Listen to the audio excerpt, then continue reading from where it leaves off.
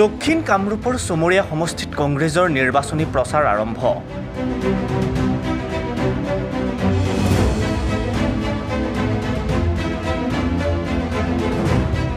সমষ্টিখনৰ গৰৈমাৰীত কংগ্ৰেছ প্ৰাৰ্থীসকলৰ সমৰ্থনত উলিওৱা বাইক ৰেলীত অংশগ্ৰহণ বিধায়ক ৰেকিবুদ্দিন আহমেদৰ।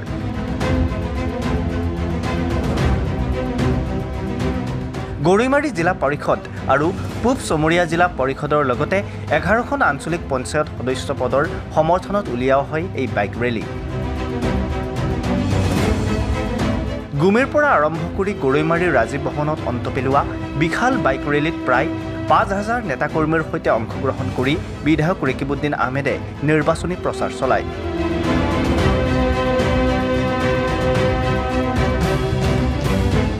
প্ৰায় 2,000 পৰা 2,500 বাইক লৈ এটা বাইক ৰেলী ওলাইছো। আমি গুমিৰ পৰা আৰম্ভ কৰিছো বাইক ৰেলী আৰু এতিয়া আপোনালোকে নিশ্চয় বাইকসমূহ দেখাই পাইছে। প্ৰায় এতিয়া লাহে লাহে 3,000 অতিক্ৰম কৰিব। আজি নিৰ্বাচনী প্ৰচাৰৰ আমি এটা দুটা জিলা পৰিষদ, আমি ইয়াতে দুটা জিলা পৰিষদ, ইফালে ছয়গাঁও, ইফালে বনগাঁও, পূব চমৰীয়া, গৰৈমাৰী, আমি গোটেইখিনি কভাৰ কৰিছোঁ আৰু গোটেইকেইটা আঞ্চলিক পঞ্চায়ত প্ৰায় 90% আঞ্চলিক পঞ্চায়ত বাতাহিদিয়াটো এৰি আৰু সিফালে আমাৰ অলপমান চিন্না ফুটুৰিৰ ফালে এৰি আমি আৰু 7 নম্বৰ জিপি এৰি বাকী গোটেইখিনি আমি কভাৰ কৰি আছোঁ। আৰু আমাৰ যুৱ প্ৰজন্মৰ কিদৰে সঁহাৰি আপোনালোকে দেখা পাইছে। ভাৰতীয় জাতীয় কংগ্ৰেছে সমগ্ৰ অসমত শদিয়াৰ পৰা ধুবুৰীলৈকে 1/3 জিলা পৰিষদৰ আঞ্চলিক পঞ্চায়ত দখল কৰিবলৈ সক্ষম হ'ব। আৰু আমাৰ সমষ্টি চমৰীয়া আৰু ছয়গাঁও বকো সমষ্টিত আমি এক বৃহৎ সংখ্যক সাফল্যৰ দিশে আগবাঢ়িছোঁ। আমি য'ত থিয় হৈ আছোঁ এইটো গৰৈমাৰী জিলা পৰিষদ, এইটো 95% গেৰাণ্টেড ভোট আমি পাম। 95% ভোট আমি পাম। আৰু লগতে আমাৰ পূব চমৰীয়া জিলা পৰিষদ আপোনালোকৰ সন্মুখত, গৰৈমাৰী জিলা পৰিষদ আৰু পূব চমৰীয়া জিলা পৰিষদ দুজনে আপোনালোকৰ সন্মুখত আছে। দুয়োটাই এক অভিলেখ সৃষ্টি কৰি জয়লাভ কৰিব। আৰু আজি যিটো আমি আৰম্ভণিহে কৰিছোঁ আৰু আচলতে পঞ্চায়ত নিৰ্বাচনৰ আমাৰ প্ৰচাৰ কৰিব লগা নাই। আমি এইবিলাক 1 বছৰ আগতে শেষ কৰিছোঁ। আমি জাষ্ট এটা এক্সাৰচাইজ কৰিছোঁ, যেনেকৈ মানুহে শৰীৰ চৰ্চা কৰিলে শৰীৰটো ঠিকে থাকে। পলিটিক্সত এইটো এৱাৰনেছ ক্ৰিয়েট কৰাৰ কাৰণে। আৰু লাষ্ট 3 দিনটো হ'ব আমাৰ ইলেকশ্যন। কাৰণ আমি সকলোৱে আকৌ একেলগে থাকিম। বতাহৰ মানুহ বতাহত গুচি যাব, বতাহত আহিছে বতাহত গুচি যাব, উৰি আহিছে উৰি গুচি যাব। আমাৰ মানুহ আমাৰ ইয়াত থাকি যাব।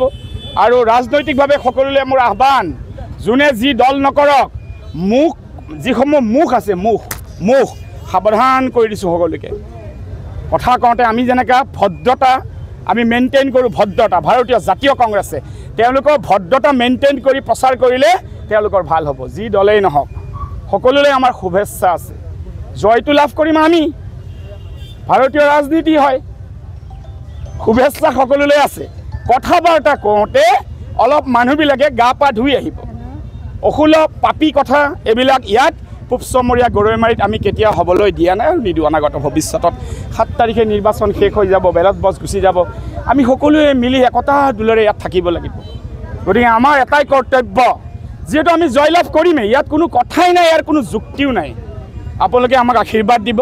ইলেক্ট্ৰনিক মিডিয়া, প্ৰিণ্ট মিডিয়াৰ জৰিয়তে যোৱা 20টা বছৰৰ মোৰ ৰাজনীতিত 15টা বছৰ তৃতীয় টাৰ্মৰ কাৰণে মই MLA হৈ আছোঁ। 10টা বছৰ কমপ্লিট কৰি 3rd টাইম কণ্টিনিউ কৰি আছোঁ। প্ৰায় 4টা বছৰ 3rd টাইমৰ হওঁ আপোনালোকে জীৱনৰ বাটত মোৰ দিন আৰু ৰাতি মোৰ সেৱাসমূহ আপোনালোকে পৰ্যবেক্ষণ কৰিছে।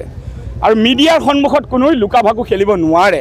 ইলেক্ট্ৰনিক মিডিয়া, প্ৰিণ্ট মিডিয়াৰ সন্মুখত সকলো উজ্জ্বলতাৰে ভাঙি থাকে। আমি কি কৰিছোঁ, কি কৰা নাই। আমি দহক লৈ চলিব বিচাৰিছোঁ, গৰীব জনসাধাৰণক লৈ চলিব বিচাৰিছোঁ। আমাৰ জিলা পৰিষদ, আমাৰ কাউন্সিলাৰ আমি সকলোৱে গঠন কৰিবলৈ আমি সক্ষম হ'ম। আপোনালোকে আমাক আশীৰ্বাদ দিব।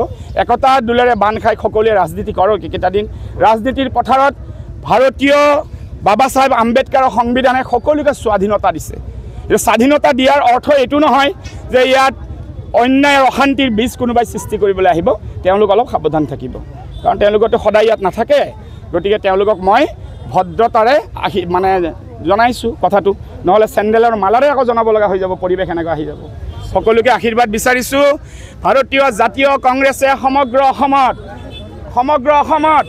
1/3 ভাৰতীয় জাতীয় মোবাইল অফ কৰি থৈ দিয়া। ভাৰতীয় জাতীয় কংগ্ৰেছে সমগ্ৰ অসমত 1/3 আসন দখল কৰিবলৈ সক্ষম হ'ব। আপোনালোকে আমাক আশীৰ্বাদ দিয়ক। আৰু দক্ষিণ কামৰূপক দক্ষিণ কামৰূপত আমাৰ সমষ্টিয়ে এক ইতিহাস বিৰল ইতিহাস ৰচনা কৰি আমি জয়লাভ কৰিম গৰীব জনসাধাৰণ আমাৰ লগত আছে আৰু আপোনালোক সকলোৰে পৰা মই আশীৰ্বাদ বিচাৰিছোঁ ধন্যবাদ